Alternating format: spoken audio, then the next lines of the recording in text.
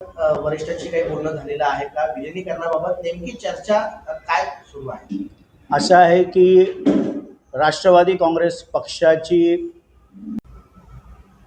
आमचे नेते, राष्ट्रीय अध्यक्ष, महाराष्ट्राचे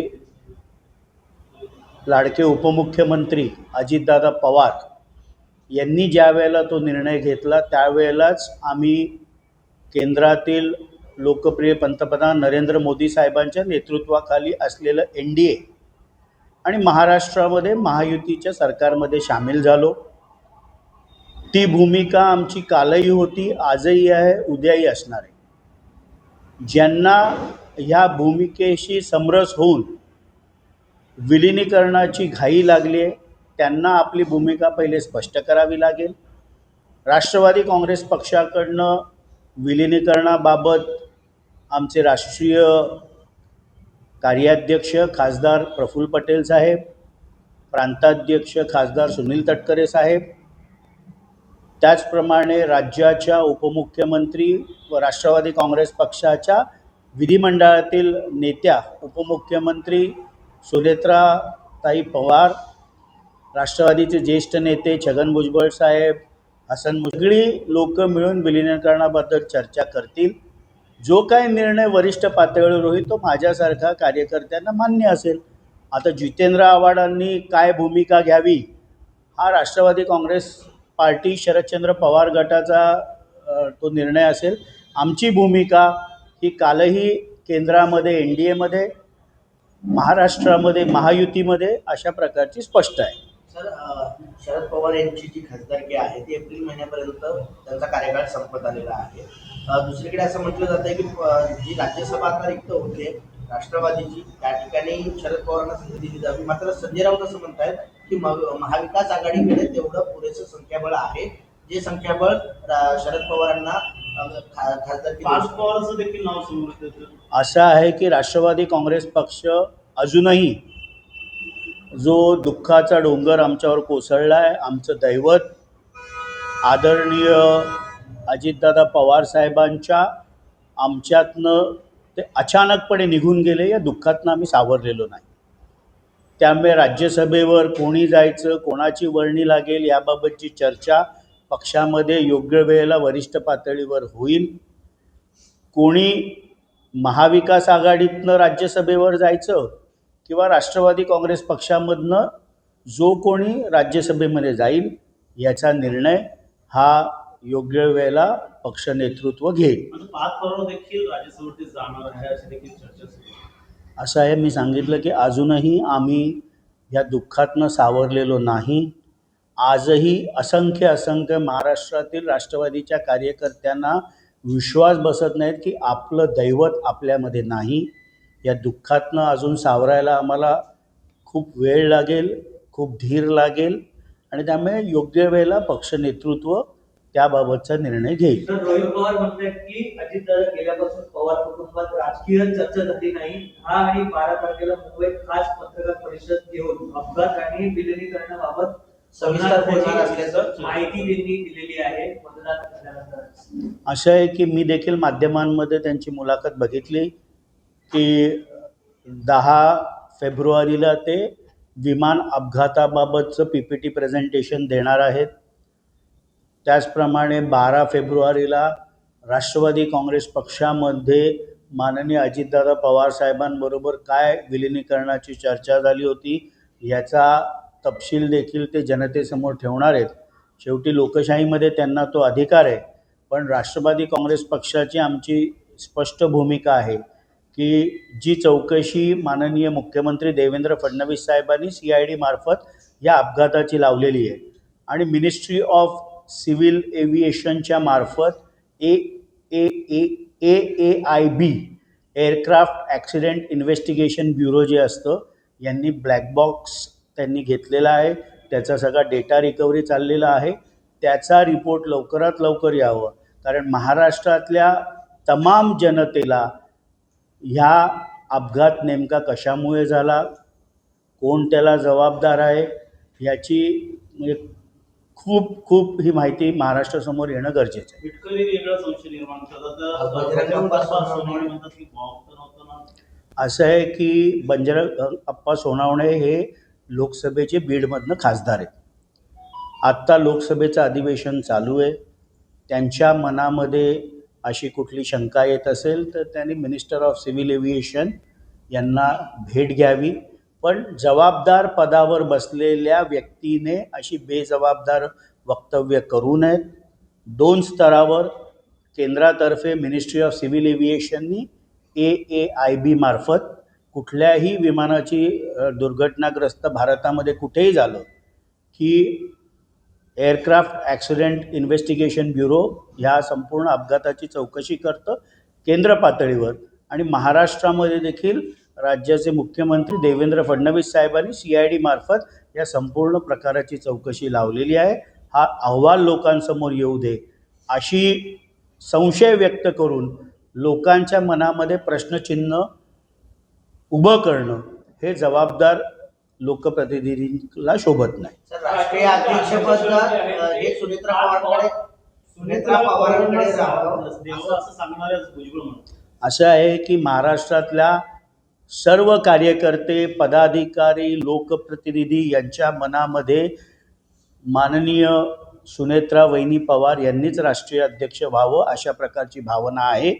त्याबाबतचा योग्य प्रक्रिया पूर्ण करून त्यांनी जबाबदारी घ्यावी अशा प्रकारची विनंती सर्वच नेते त्यांना करणार आहेत.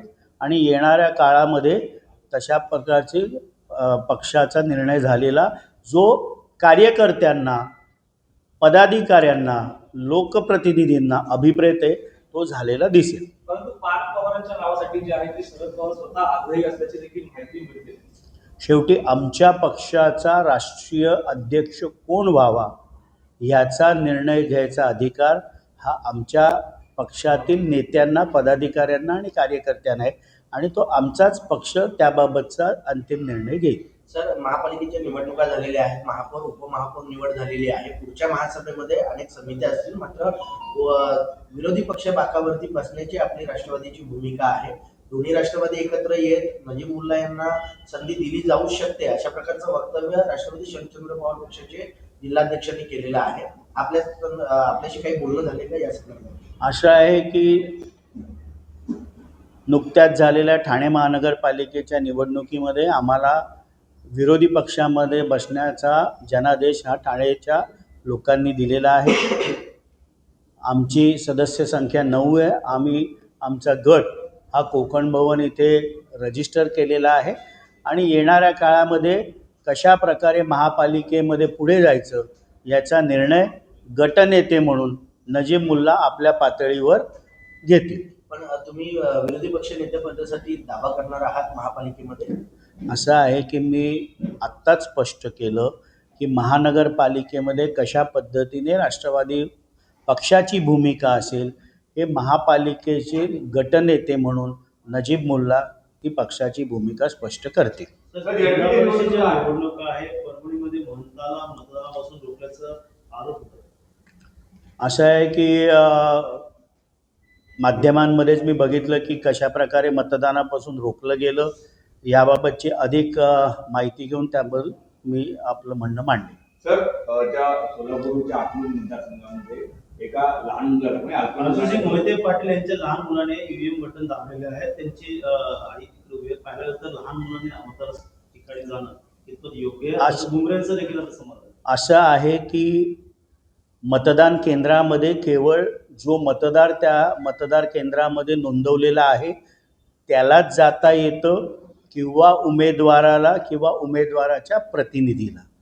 अशा वेळेला 18 वर्षापेक्षा कमी लहान मुलांना तिथे प्रवेश देणं हे संयुक्तिक नाही. त्या मतदान केंद्राच्या प्रिसाइडिंग ऑफिसरने तिथे असलेल्या पोलीस अधिकाऱ्यांनी त्याला मज्जाव करायला पाहिजे होता. आणि खास करून लोकप्रतिनिधी म्हणून आमदार असू, आपण एखाद्या राजकीय पक्षाचे जबाबदार पदाधिकारी असू, त्यांच्याकडनं अशा प्रकारच्या कृतीचं अपेक्षित नाही. याबाबतचा जो काय निर्णय घ्यायचा आहे हे राज्य निवडणूक आयोग त्याबाबतचा घेईल. मात्र एकीकडे बटन दाबणं, दुसरीकडे बोटावर शाही लावणं संभाजीनगरात विलास भुमरेंच्या मुलाच्या हातात लावलं. असं आहे ना की मी जसं सुरुवातीलाच सांगितलं की जो त्या मतदार केंद्रामध्ये मतदार आहे त्यालाच त्या मतदान केंद्रामध्ये जाण्याचा अधिकार आहे. त्यामुळे त्या मतदान केंद्रामध्ये जो प्रिसाइडिंग ऑफिसर असतो किंवा तिथली पोलीस यंत्रणा असते यांनी अशा प्रकारचं कृती करण्यापासून तिथे रोकायला पाहिजे होतं. याबाबतचा निर्णय राज्य निवडणूक आयोग दोन्ही बाबतीमध्ये सोलापूरला अकलूजला जे झालं आणि छत्रपती संभाजीनगरमध्ये जे झालं याबाबतचा निर्णय हा राज्य निवडणूक आयोग घेईल. Okay sir Hindi. असं आहे की कुठल्या मंत्र्याला कुठलं खातं द्यावं हा सर्वस्वीपणे मुख्यमंत्र्यांचा अधिकार असतो आणि याबाबतची चर्चा ही राष्ट्रवादी काँग्रेस पक्ष ही माननीय मुख्यमंत्र्यांशी नक्की करेल. संजय राऊतांनी याच्यामध्ये नाक खुपसायची काहीही गरज नाही. सर मुंबई महानगरपालिकेच्या नावाची घोषणा झालेली आहे, उपमहापौर पदाची घोषणा झालेली आहे. रितू तावडे आणि संजय गाडी हे उपमहापौर शिवसेनेकडून आणि गेल्या अनेक वर्षांपासून शिवसेनेचा महापौर होता, आता कुठेतरी भाजपचा महापौर महायुतीचा महापौर बघायला मिळतात. असं आहे की मुंबईच्या जनतेने महायुती म्हणून भारतीय जनता पार्टी आणि शिवसेनेला कौल दिला. सर्वात जास्त नगरसेवक हे भारतीय जनता पार्टीचे निवडून आले. त्यामुळे भारतीय जनता पार्टीचा महापौर तिथे होतोय, शिवसेनेचा उपमहापौर होतोय. लोकशाहीमध्ये ज्याच्या मागे बहुमत असतं त्याचा महापौर आणि उपमहापौर होतो. त्याप्रमाणेच भारतीय जनता पार्टीचा महापौर आणि शिवसेनेचा उपमहापौर हा मुंबई महापालिकेमध्ये होतोय. वैनिकांनी शपथविधी घ्यायला पार पाडली असं वक्तव्य जे आहे रामदास कदम यांनी केलेलं आहे. असं आहे की उपमुख्यमंत्री पदाची शपथ ही आदरणीय सुनेत्राताई पवारांनी घ्यावी हा राष्ट्रवादी काँग्रेस पक्षाचा निर्णय होता. पण ज्या पद्धतीने शिवसेनेचे नेते रामदास कदम यांनी राष्ट्रवादी काँग्रेस पक्षाचे आमचे प्रदेशाध्यक्ष खासदार सुनील तटकरे साहेबांबद्दल अभद्र टिप्पणी केली, आम्ही देखील रामदासभाई तुम्हाला त्याच भाषेत उत्तर देऊ शकतो. शिवसेनेचे उबाठाचे नेते ॲडव्होकेट अनिल परब यांनी विधिमंडळामध्ये आपल्यावर केलेले आरोप, आपल्या कुटुंबाच्या नावाने असलेला डान्स बार हे आम्हाला बोलायला लावू नका. राष्ट्रवादी काँग्रेस पक्षाने कायम हा महायुतीच्या धर्माचं पालन केलं आहे आणि राष्ट्रवादी काँग्रेस पक्षाचे प्रांताध्यक्ष खासदार सुनील तटकरे साहेब हे कायम युती धर्माचं आम्ही पालन केलं आहे. दुःखाच्या या काळामध्ये राष्ट्रवादी काँग्रेस पक्ष किंवा राष्ट्रवादी काँग्रेस पक्षांच्या नेत्यांवर कुठल्याही प्रकारची अभद्र टिप्पणी रामदासभाई आपण करू नये, नाहीतर जशास तसं उत्तर मिळेल. ओके.